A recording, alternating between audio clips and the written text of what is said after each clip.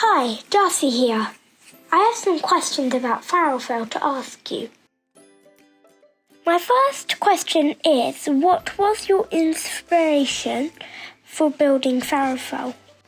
My inspiration when world building Farrowfell. So I started off with this idea of this thief, Jude, who goes and she steals some rare magic.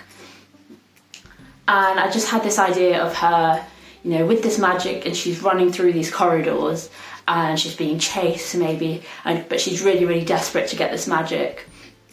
And then from there I started asking myself questions. I started asking, how do you steal magic? It must be something that if you physically steal it, it's something you physically hold. And what sort of world would exist where magic is something that's edible and it's tradable and it's stealable? Who has access to it? What sort of government would we have? What would the side effects of it be? What would the negatives of it be? Would any magic be illegal? And then I just kept asking loads of questions, building around that initial concept of this character running away, having stolen some magic. So the world of Farrowfell was built really slowly, it was built gradually, but that inspiration was that very initial first idea. If you could find any magical artifact in Farrowfell, what would it be? If I could have any magical artifact in Farrowfell, this is a really interesting question. And it's a great question and very difficult because there are so many cool things in Farrowfell which I would love to have.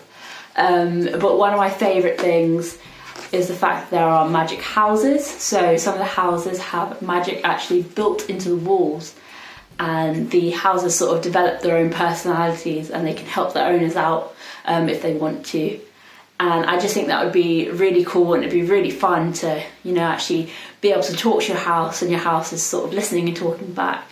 But there might be negatives, because imagine you fell out with your house, that just wouldn't be pleasant at all. But ultimately, I just think if you're feeling lazy and you ask your house, can you close this window for me? I think that might outweigh the negatives of the fact your house might not actually listen. My next question is, how does an idea become a book?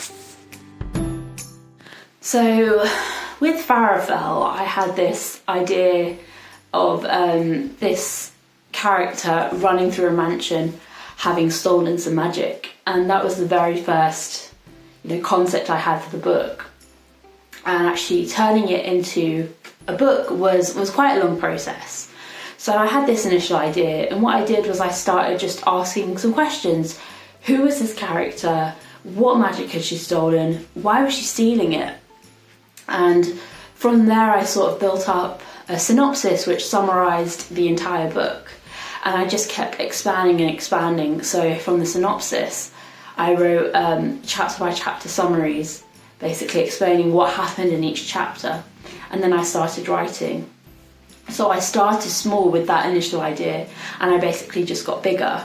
Because I think the idea of writing an entire book is very daunting. A book is it's a big thing. So I think it helps me just to start and think in smaller chunks and just focus on those individual building blocks. And eventually, you'll have the whole book there. In terms of advice I would give to new authors, I would say, the classic read. You learn so much from other authors. You learn what you like and what you don't like, and you learn how they structure a book. And then from learning from other authors, you can then start to write your own stories. And I would also say, turn off the critic in your head.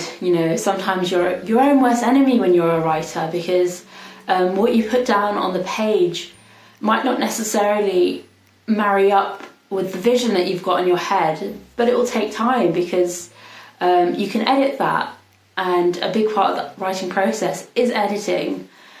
But in order to do that, you need to have the words down first. So just turn off the voice in your head that's saying, you can't do it, and just go ahead and just write.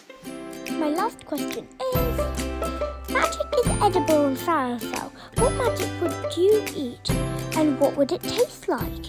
If I could eat any magic in Farrowfell, it would be flying magic. So poor Jude, who's the main character, really wants some flying magic in the book at one point because she thinks it would be super useful to her, but it's too expensive and she doesn't have any of it because it's also quite rare.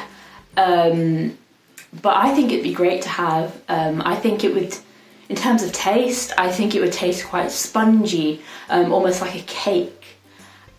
But it would also be sickly sweet, like overly sweet, like the kind of sweetness that sets your teeth on edge, and you would chew it and it would sort of turn your blood to syrup.